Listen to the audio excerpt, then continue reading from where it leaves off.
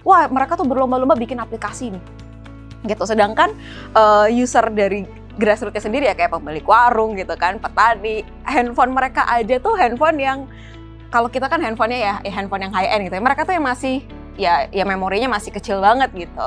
Kalau ngeliat dari industri, kita build satu bisnis gimana sih, ngeliat dari problems dulu kan di market gitu.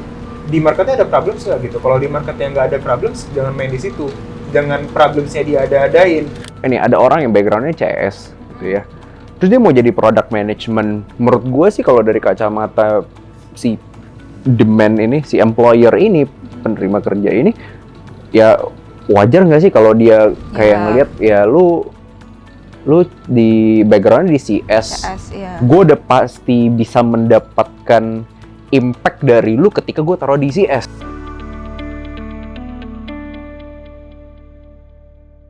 Halo Product Enthusiast, nama gue Berry. Hari ini gue bareng temen gue, namanya Dika Madea. Tapi sebelum itu, gue mau kasih tau dulu ke kalian nih. Jadi hari ini tuh sebenarnya konsepnya tuh gue mau ngobrol-ngobrol tentang apa sih? Mulai dari unek-unek, tapi gue juga mau gali insight lebih nih ke teman-teman gue yang udah di industri tech di Indonesia gitu ya. Jadi buat teman-teman yang pengen dengerin kayak gimana sih ini rasanya jadi product manager, apa sih yang mesti gue harapin dan realitinya gimana sih?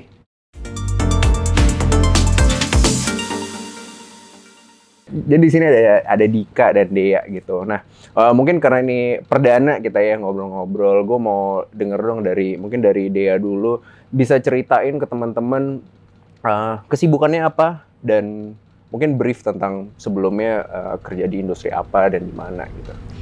Oke, halo teman-teman semua, namaku Dea. Saat ini aku di PM sendiri sudah kurang lebih 7 tahun ya di startup teknologi, di mana aku lebih banyak handle produk untuk segmen menengah ke bawah, mikro, seperti petani, pemilik warung, warnet, dan lain-lain ya.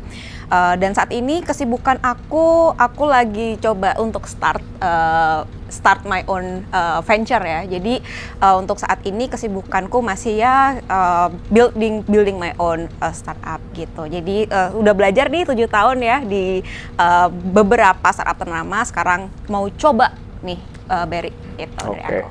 Thank you. Oke, Dika gimana ya Dika? Kalau Dika gimana? Iya. Kalau gue kurang lebih sama sih, kayak 6 atau 7 tahun kurang lebih udah di dunia tech juga. Cuman kalau gue itu lebih ke arah lintas industri ya. Di company yang pertama tuh gue kerja di B2B startup. Jadi kita fokusnya waktu itu lebih ke arah gue kayak mini ERP kali ya, gue kayak bikin digital attendance atau bikin juga buat reimbursement. Terus habis itu gue pindah ke company FMCG, waktu itu kita mainnya B2B2C. Jadi kita connect antara dari data-data dari customer, terus kita kasih datanya ke brand, mainnya di FMCG. Terus yang selanjutnya gue tempat main di property juga, PropTech. Baru yang terakhir tuh gue kemarin tempat main di FMCG lagi, balik lagi, tapi lebih ke end consumers banget, mainnya di warung startup lah ya kalau sekarang dengarnya gitu. Mungkin yang agak unik kalau dari pengalaman gue tuh gue selain lintas industri, gue juga lintas dari segi job desk gue gitu. Jadi dulu gue pertama masuk tuh gue lulus dulu tuh kuliah emang diambil jurusan teknik, tapi teknik tenaga listrik dulu. Terus gue ambil tesis tentang sistem proteksi petir, jadi emang engineering banget. Nice. Terus habis itu gue pindah masuk kerja, gue ngeliat kayak kok di dunia kalau di engineering kayak kurang seru banget buat gue gitu. Akhirnya gue coba join filmnya mau petir gitu ya. Tetap nggak seru ya? Tetap nggak seru. Oke, terus gimana? Kurang seru. Jadi waktu itu karena kenapa kurang seru ya, karena ya banyaknya di lab biasanya gitu kan. Itu kalaupun emang kalau jalan-jalan ya jalannya pasti ke daerah pegunungan segala macam gitu kan. Karena kan mencari petir kalau waktu masa itu kan lagi tesis juga. Terus habis itu gue join company pertama tuh gue join sebagai sales dulu awalnya gitu. Jadi itu kayak percobaan gitu, pengen coba namanya kan kalau zaman dulu tuh ada namanya kayak sales engineers gitu kan. Jadi kita sales tapi backgroundnya dari engineers biar lebih sharp terkait kayak produk-produknya juga gitu kan. Terus pas di sana baru ada opportunity, mulai ada banyak terms terkait product managers banyak, baru buka role-nya di company itu. Terus gue coba join di sana, baru akhirnya ya sampai terakhir gue tetap jadi product managers gitu. Terus along the way karir naik, gue tuh sempat dipegang ops juga, jadi gue sempat pegang head of product and operations. Nah di sana baru gue kayak ngerasain, wah ini enak ya ternyata pegang product and ops di combine. Jadi kayak semua bener-bener end to end dari lu bikin formulir apa ya, kayak strateginya tuh bisa lebih align gitu sama tim marketing, bisnis dan lain-lain. Terus kalau sekarang sih gue lagi break udah jalan 3 bulan juga. Sibukannya apa? Lagi menikmatin breaknya itu sih. Wih, sekarang gitu. gila. Selama ini kan kalau product manager kan kayak hustle terus gitu. Wih, Terus yang ngerasain 3 bulan lagi coba menikmatin lah kita jalan-jalan, terus ya break dari rutinitas lah biar tahu nextnya kita mau ngapain sih. Oke. Nice. Nah, gue liat kayaknya ini kan udah sekitar 7 tahunan dan kebetulan tadi kayaknya gue sempat dengar Dika bilang bahwa product management itu pada saat itu masih belum ngetren nih gitu ya. Nah, terus kan nih sekarang industrinya udah makin dikenal orang gitu ya, banyak resource yang bisa didapetin oleh orang-orang gitu. Nah, gimana sih pendapat kalian tentang keberadaan informasi yang banyak banget ini? Dan kayak gue waktu itu mikir gini ya, kalau misalnya semua orang dapat porsi informasi yang sama, dapat akses ke informasi yang sama, artinya kan semua orang bisa mendapatkan pengetahuan yang sama nih dengan ini. Tapi kalau semua orang punya pengetahuan yang sama nih, misalnya gue harus milih yang mana ya gitu. Kita ngomongin dari market gitu ya, market harus memilih yang mana ya yang harus dipilih gitu. Kalau menurut kalian, mungkin dari pas awal kalian masuk product management, gimana sih? Apakah kalian yaudah gue coba aja, gue belajar sambil jalan, atau mungkin ada cara lain yang maksudnya? Mungkin dia gimana? Oke. Kalau gue dulu tuh kan juga sebenarnya gue tuh sama Dika mirip-mirip ya. Jadi latar belakang kita tuh nggak pure product, tapi gue dulu juga dari bisnis analis, dari operations juga. Dan satu titik di mana gue ngerasa sebagai bisnis analis itu tuh gue yang nganalisa data nih, yang menemukan problemnya gitu kan, get the insight. Tapi gue nggak bisa ngapa-ngapain gitu. Akhirnya di situ gue dulu coba belajar nih, bener-bener kayak resource-nya itu tuh ambil yang gratis. Banyak banget dulu tuh yang gratis, dan event-event itu banyak banget yang gratis yang dulu tuh gue suka join gitu kan. Jadi dari situ akhirnya kayak gue belajar sendiri di YouTube juga. Jadi kayak certain keywords biasanya gue masukin, misalnya nih gue mau belajar soal matrix, product matrix, dan biasanya selepas kerja ya, biasanya kelar kerja sekitar jam 8 lah. Itu jam 8 gue stay di kantor. Ya biasa karena anak kos ya, anak rantau, gue pakai wifi-nya kantor untuk buat akses video-video classes gitu yang materi free resources. Nah kalau tadi Berry sempat mention, sekarang udah banyak banget gitu, nggak cuma platform belajar ya, ada mentoring, ada one on one yang bisa dimanfaatin gitu. Terus kalau misalnya sama semua tuh gimana nih nanti talentnya itu kan jadi sama lah, mirip-mirip lah, punya knowledge yang sama gitu kan. Kalau gue sendiri sebagai career shifter itu bisa dibilang gue ngelihat satu dari sisi talentnya itu kan masing-masing talent punya potensi sendiri-sendiri gitu kan, minatnya mereka beda. Kayak gue dulu itu lebih ke data gitu.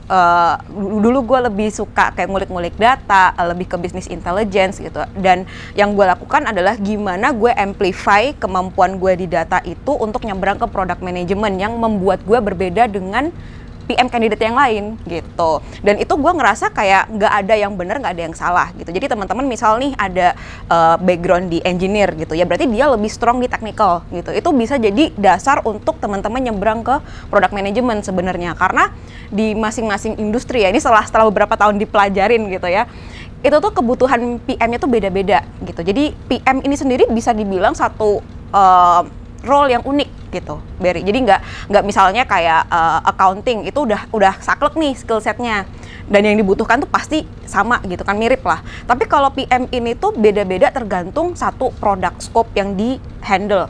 Terus yang kedua, stage bisnisnya juga. Biasanya antara bisnis yang masih baru sama yang udah mature itu kebutuhan produk PM-nya tuh juga beda gitu. Jadi karena bisa dibilang sedikit lebih kompleks ya dari yang lain, dan kebutuhan PM-nya pun berbeda, menurut gua itu bisa di-adjust atau disesuaikan dengan kesukaan masing-masing, passion-nya. Mungkin ada yang lebih condong kayak gua tadi data gitu ya, berarti dia mungkin bisa aim ke product management growth misalnya, yang handling B2C gitu. Atau misalnya kalau yang lebih ke technical, mungkin bisa aim untuk PM yang handle infrastructure misalnya, seperti itu. Nah, Dika, kalau dari lu gimana Dika? Ya, kalau menurut gua, walaupun di luar sana bertebaran banyak banget gitu ya, kayak ilmu-ilmu tentang product manager dan mudah diakses gitu ya. Tapi menurut gua pribadi bahwa sebenarnya pekerjaan untuk sebagai seorang product manager itu bukan untuk semua orang. Sama aja misalnya apa ya Pak? Paling gampang contohnya mungkin kalau pekerjaan sebagai sales gitu. Pekerjaan sebagai sales kan juga tidak untuk semua orang gitu. Bukannya gue menegasikan kayak orang-orang yang introvert nggak bisa jadi good sales. Mungkin di luar sana ada dan mungkin banyak orang-orang yang introvert jadi bisa jadi good salesman gitu ya.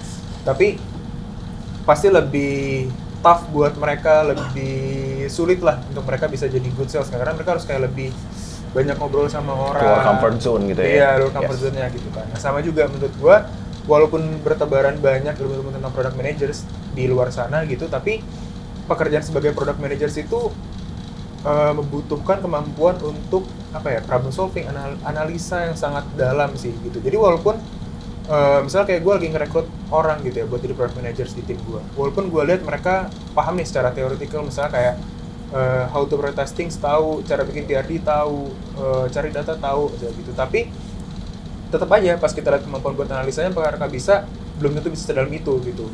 Dan itu juga kenapa product manager itu kan menjadi roles yang cukup kayak jadi hot seat banget ya sekarang gitu kan ya, karena emang pas kita join jadi product manager kita tuh tap into dengan multiple divisions, jadi kita bisa learning point tuh banyak banget di luar sana gitu kan. Cuman ya balik lagi, kita bisa membantu nggak secara keseluruhan, membantu produknya bisa ke-deliver ke marketnya, bisa ngebantu company bisa grow atau tidak, itu yang kita pengen lihat gitu kan. Mungkin kalau misalnya kita lihat juga PRD ada banyak nih template-nya, gampang banget aksesnya gitu kan. Betul. Bahkan misalnya mau pakai yang kayak apa, AI kayak ChatGPT and so on, sekarang kan bisa dibantu mereka buat create gitu kan ya. Tapi ujung-ujungnya pas kita lihat, kalau misalnya kita lihat ya, yang junior product managers dan di-compare dengan yang udah senior gitu, kelihatan kan bahwa yang lebih senior itu lebih apa ya, lebih tajam gitu analisa di dalam PRD-nya gitu. Jadi nggak cuma data-data on the surface doang, tapi mereka tahu sampai ke insight yang actionables, pas diimplementasi emang menghasilkan apa ya, move the matrix lah gitu. Jadi ya walaupun di luar sana banyak banget informasinya, tapi tetap aja kita pengen lihat secara praktikalnya mereka punya core kemampuan mereka sebagai problem solvernya keluar atau enggak gitu, bisa diasah atau enggak gitu. Kalau itu tidak bisa, ya mungkin emang pekerjaan mereka bukan untuk di product managers gitu. Mungkin ada roles lain yang lebih cocok buat mereka. Iya. Gue mau nambahin boleh? Yes, boleh. Jadi kan tadi kan kita lebih kita bahas soal teorinya. Teorinya kan bisa diakses di mana-mana. Tadi Dika juga bilang kalau PRD tuh ya strukturnya mirip-mirip lah gitu. Nah, the thing is yang kalau gue perhatiin ya belakangan ini udah banyak banget ya, ada bootcamp, ada banyak lah resource-nya tadi kan. Itu tuh yang perlu diperhatikan adalah implementasi dari teorinya sebenarnya. Jadi mereka tuh udah banyak banget nih teori A, B, C, D. Tapi kadang-kadang tuh banyak banget yang sebenarnya nggak ngerti kenapa sih itu tuh harus dipakai gitu. Nah itu yang sebenarnya perlu diperhatikan, nggak cuma tentang teorinya aja nih atau frameworknya. Oh mereka tahu framework gimana cara memprioritaskan, tapi mereka nggak tahu kenapa pakainya itu yang ini gitu. Nah itu yang sebenarnya bisa dibilang gue perhatiin belakangan jadi isu sih gitu. Oke.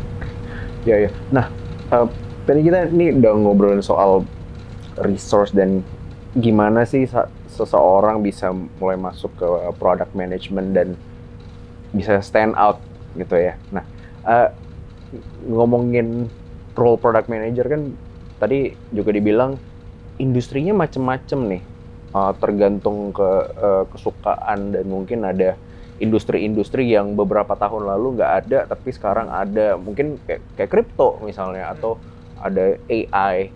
Menurut kalian industri itu gimana sih saat ini keadaannya? Mungkin mau dong gue denger dari kalian tentang misalnya dia kan sempat berinteraksi dengan grassroots community gitu ya. Gimana sih keadaannya sekarang? Apakah sekarang malah jadi kayaknya nggak ada lagi nih startup yang berusaha merangkul mereka atau gimana? Mungkin dari Dika juga gue mau denger gitu. Kalau gue tuh kan dari awal karir tuh berkecimpungnya di situ nih, jadi kayak di warnet, ngobrol sama abang-abang, ngobrol sama inilah orang-orang yang di kota-kota kecil lah ya, yang mereka juga biasa rata-rata tuh udah berumur gitu, dimana mereka tuh juga pakai gadget paling buat SMS, WhatsApp, Facebook gitu. Dan itu tuh bisa dibilang kalau sekitar udah berapa tahun ya? Udah ya sekitar 6 tahun lalu lah. Itu tuh menjadi satu bidang yang bisa dibilang banyak banget nih keroyokan yang mau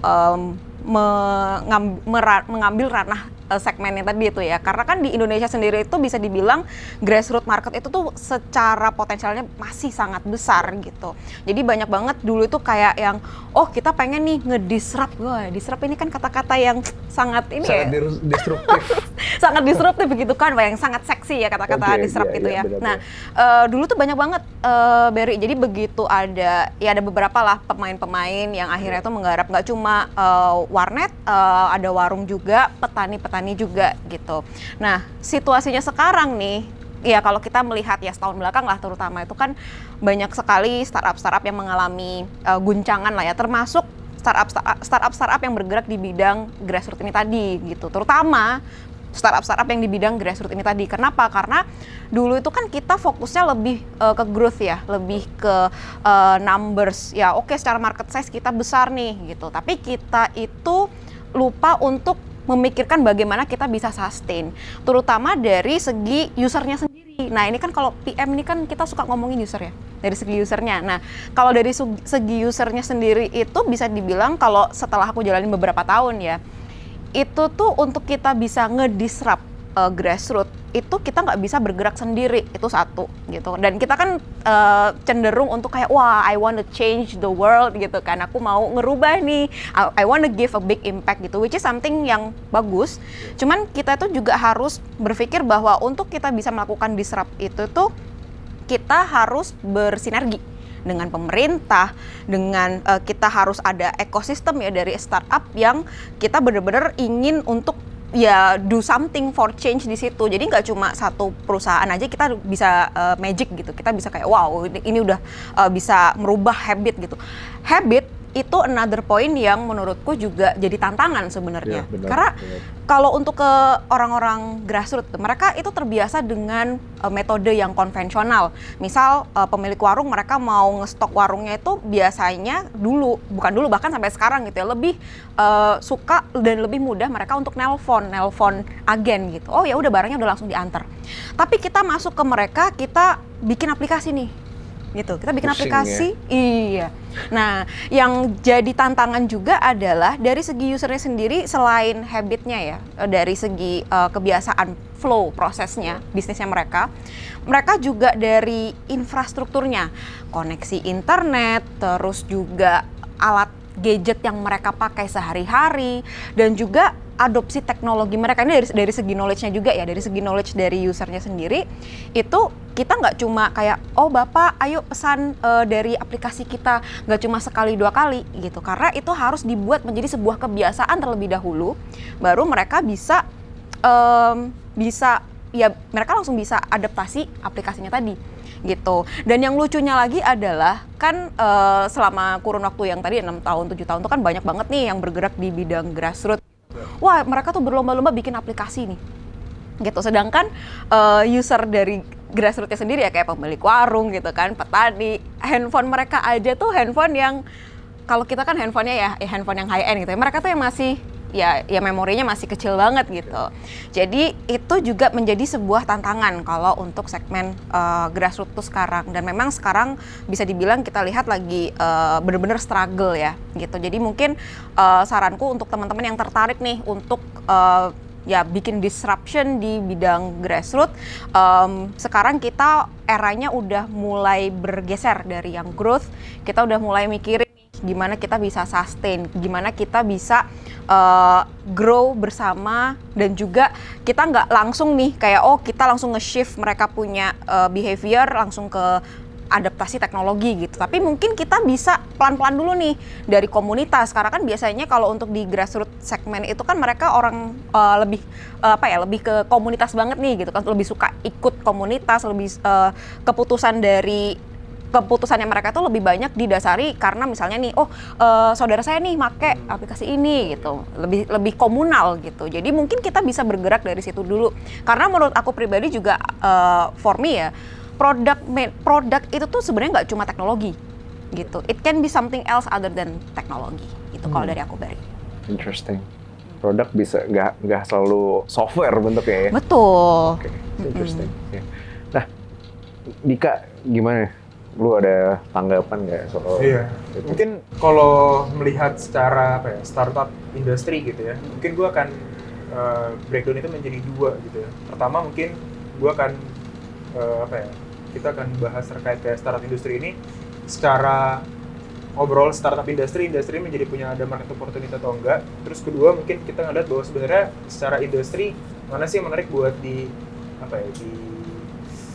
ikut berkontribusi, ikut masuk lah ya gitu, company industri seperti apa sih gitu. Kalau bahas yang pertama terkait secara industri overall gitu. Kalau gua itu melihatnya sebenarnya secara overall startup industri itu gue cukup industri agnostik juga sih. Jadi gue nggak begitu lihat kayak ini oke nih, ini oke nih, industri ini oke nih gitu. Tapi kita ngelihatnya juga secara overall nih, startup ini kan sebenarnya sebagai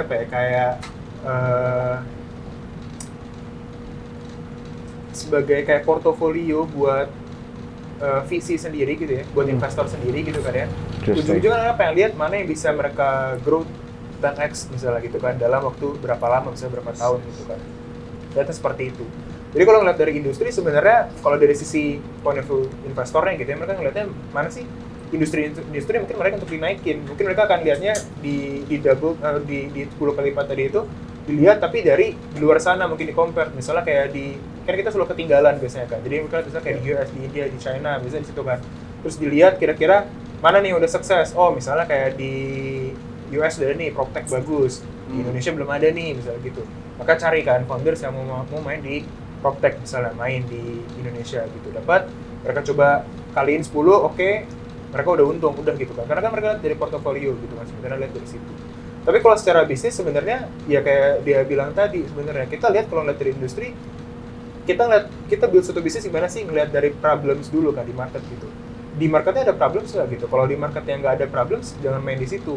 Jangan problemsnya diada-adain menjadi suatu produk untuk tadi ya buat menaikkan kayak GMV-nya or something, valuasinya lah gitu, menaikkan gitu kan. Tapi emang lihat problemsnya ada nggak gitu. Kalau misalnya emang diadain, ya jadinya kayak kemarin-kemarin udah lagi rame nih, karena kayak warung startup lagi banyak yang struggling gitu kan ya, karena kita lihat dari segi consumer behavior itu sendiri lah gitu, mereka udah terbiasa yang simple banget, tinggal ambil HP, catet, biasa kan, pas rokok gitu kan, terus mau ngutang ya udah besok bayar, udah besok dari kepercayaan, terus tinggal telepon, atau kadang-kadang mereka bahkan disamperin, emang udah ada jadwalnya gitu kan, pesan, kasih, selesai. Terus sekarang mereka tiba-tiba misalnya kayak diminta di warung startup pakai aplikasi, anggaplah kayak e-commerce sekarang gitu jadinya kan, cuma produknya produk mereka untuk ngisi toko gitu kan, suruh klik satu-satu gitu. Bayangin mereka habis waktu berapa lama gitu. Coba kayak product manager di luar sana nih yang main di warung startup, kemarin kalau misalnya kalian ngelakuin user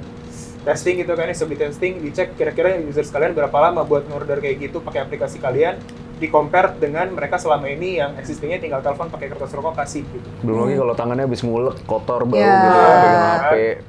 That make sense. Iya kan? Iya. Jadinya lebih mudah atau lebih susah gitu kan? Kalau ternyata lebih susah jadinya bisnis kalian membantu atau tidak gitu kan? Ujungnya kan malahan kayak sekarang jadinya nggak terbantu lah gitu kan? Lihat dari situ sih. Gitu. Tapi kalau misalnya ngelihat dari segi industri mana sih menarik? Kalau misalnya kita sebagai orang mau masuk di dunia product manager gitu kan, terus mau terjun kemana nih gitu.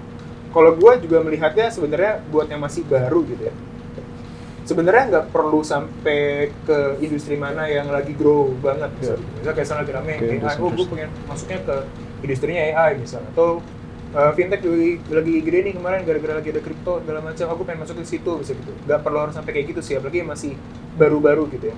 Karena kalau misalnya kalian masih baru, yang penting itu menurut gua bukan ngelihat dari segi industrinya grow atau tidak gitu, tapi kalian lihat dari segi company-nya ini, kalau ngelihat berapa bulan ke belakang misalnya gitu ya, atau berapa tahun ke belakang dia grow nggak. Karena kalau company-nya grow, berarti kalian ikutan grow juga dalam situ pasti. Terus kalian lihat juga kayak calon managers gua kira-kira orangnya oke nggak nih bisa grooming gue atau enggak gitu. Karena itu yang pasti berpengaruh sama kalian gitu. Ujung-ujungnya kalau gue ngeliat dari berkaca pengalaman gue gitu ya, bukan terkait kayak kerjaannya sulit atau mudah gitu, tapi terkait kayak managers gue bisa nge-utilize gue nggak gitu. Kalau misalnya ternyata kerjaannya sulit, tapi gue ada managers yang bisa gue ajak ngobrol, itu tempat enak banget pasti buat gue explore macam-macam gitu sih. Sama satu lagi Dik, kalau gue nambahin ya, dari bisnis modelnya sih, kalau bisa walaupun PM ini produk ya, you have to know the business model, gimana this company itu making money, itu sih gitu. Karena kalau dari awal teman-teman udah kayak ngerasa ragu atau ngeblur nih, nggak tahu dari kira-kira dari mana nih other than Shady gitu ya. Iya, other than investor. Nah, itu based on my experience ya, itu mending teman-teman kayak ya mungkin bisa pertimbangin lagi lah gitu. Oke. Itu menurut gue salah satu yang bisa jadi bahan riset ya. Kayaknya kan orang-orang biasa lihat, oh job description-nya gimana, nanti gue dapat otonomi sebesar apa nih, manajer gue gimana, gue punya tim apa enggak. That's a good one, lihat business model gitu ya, mungkin lihat sumber pendanaan and everything. Ya. Oke. Nah, tadi pas gue dengerin kalian ngomongin spectrum of work kali ya dari seorang product manager, gue tadi kepikiran, kalian pernah kepikiran nggak sih ada satu tempat, entah industri atau pekerjaan atau profesi yang selama ini tidak ada role product manager, tapi menurut kalian akan sangat bagus kalau ada product manager di dalam situ? Misalnya apa ya? Restoran misalnya ya, kan kayaknya nggak ada deh istilah product manager di restoran, tapi mungkin kalau ada product manager kayaknya oke nih. Jadi mereka misalnya bisa datang ke customer mungkin untuk nanyain ya gimana makanannya, terus mereka bikin sebuah tasting session mungkin atau gimana. Pernah kepikiran nggak sih? Gue kayaknya kalau dari gue tadi ya restoran kali ya gitu. Kalau dari kalian ada nggak kepikiran gitu? Kalau gue mungkin gue dulu ya kali. Kalau gue sih ngeliatnya gimana ya? Ada pakai banget nih gitu ya kayaknya kalau buat industri-industri di luar dari tech itu sendiri gitu ya. Karena kita ngeliat juga kalau sekarang ini banyak banget nggak cuma di Indo gitu ya. Di luar kan kayak di US kan lagi banyak banget massive layoff gitu ya di tech gitu kan ya.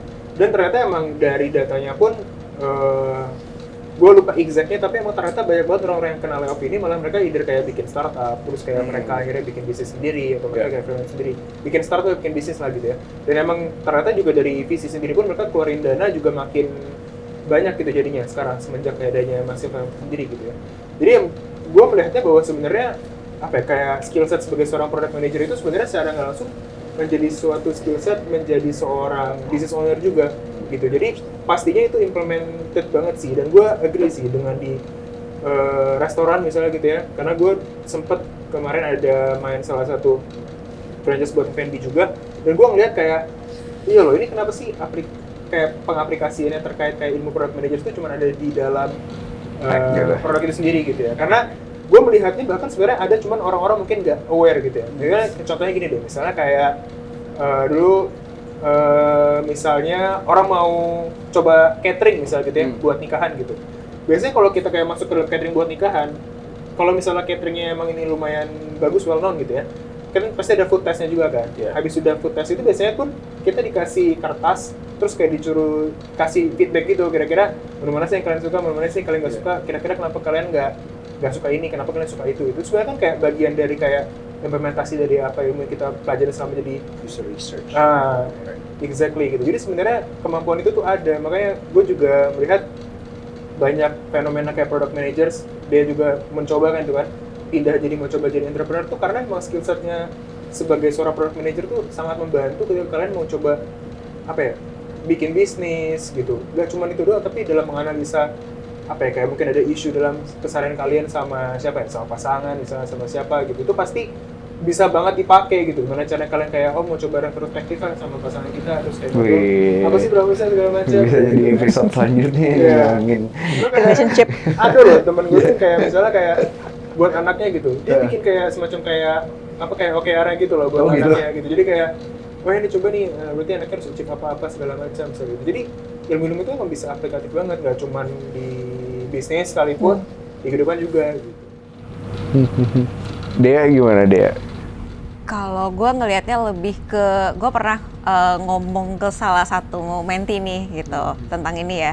Product management itu bukan cuma role, it's a mindset gitu. Jadi mindset gitu, lo bisa terapin tuh di mana aja gitu kan. Kayak tadi Dika bilang, nggak cuma di kerjaan, tapi bisa di relationship juga gitu. Dan apapun karir yang dia pilih nanti, karena kalau dari pengalaman gue mentoring anak-anak di bootcamp gitu ya, nggak semuanya itu end up jadi PM sebenarnya gitu. Dan it's okay, it's fine, karena yang mereka dapatkan selama mereka bootcamp, selama mereka pelatihan gitu ya, itu mereka actually bisa terapkan gitu. Ada yang jadi HR, ada juga yang jadi project manager dan lain-lain gitu. Dan itu semuanya applicable product mindset itu sendiri gitu kan. Nah, tadi juga Dika bilang kalau sebenarnya product management itu juga, kalau bisa dibilang, kalau orang-orang kan banyak yang bilang ya PM itu mini CEO gitu.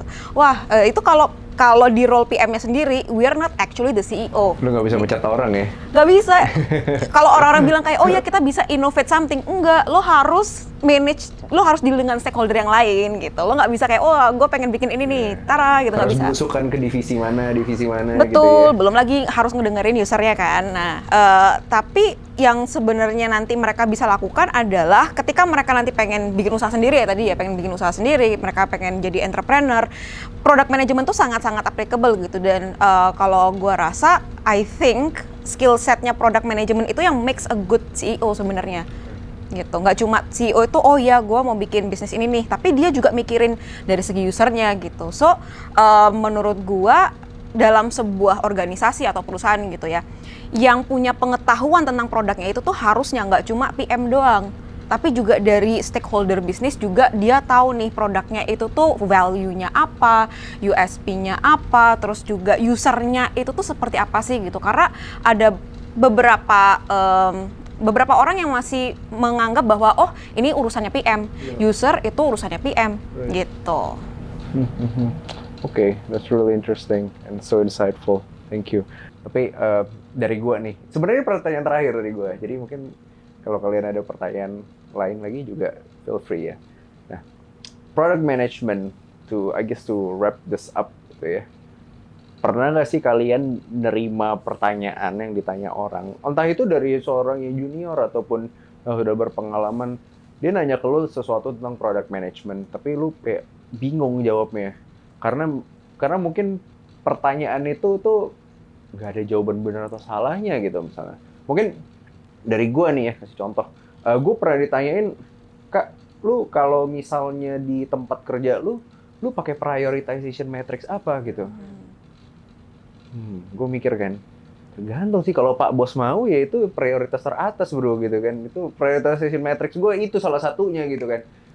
Terus kalau misalnya kalau gue ada privilege ya gue bisa menggunakan data, cuman ya ada kalanya sesuatu yang bisa dibilang kayak straightforward gitu loh, gue nggak perlu ngumpulin data atau gimana ya, effortnya cukup kecil, kita punya keahlian untuk mengerjakan itu ya kita bisa langsung kerjain, nggak perlu kita memprioritaskan dengan framework yang mungkin si penanya nanyain ke gue.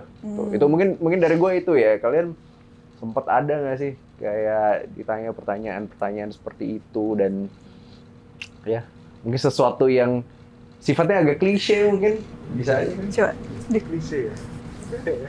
Kalau lagi mikir juga kan, makanya lu nunjuk dia kan. Iya. Apa ya? Klise ya.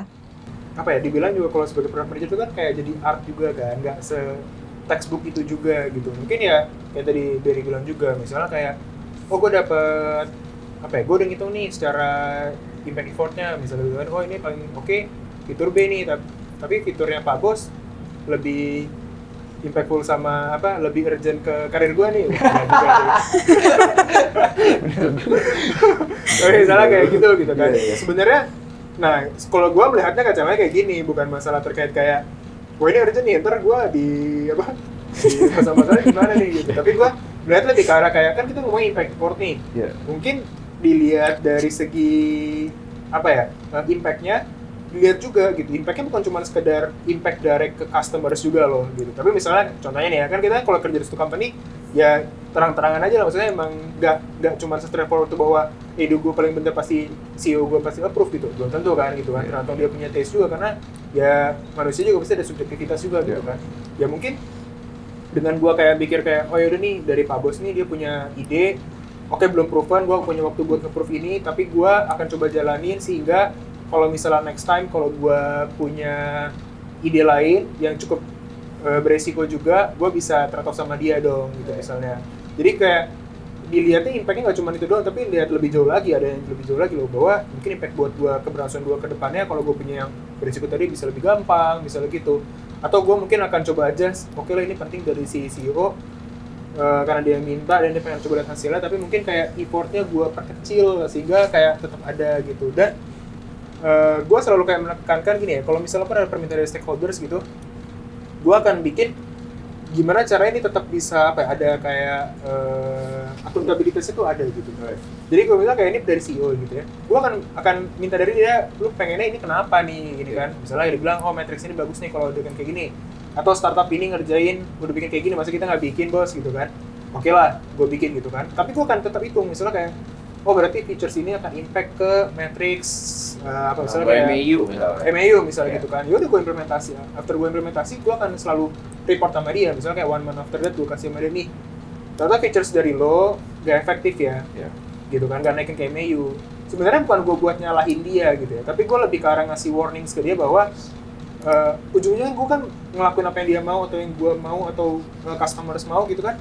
Tujuannya buat ke company itu sendiri gitu. Sebenarnya company bisa grow nggak gitu. Jadi gue akan kasih warning ke dia bahwa sebenarnya walaupun lo CEO-nya ya lo tetap harus bisa kasih apa ya, data driven or maybe kayak kasih justifikasi yang clear juga, nggak boleh se-abu-abu itu gitu. Ya gitu sih. Tapi emang diskusi mungkin kalau emang mau terburu-buru ya boleh jadi coba, tapi kalau ada jadi learning points lah, bukan jadi kayak wasted dikerjain.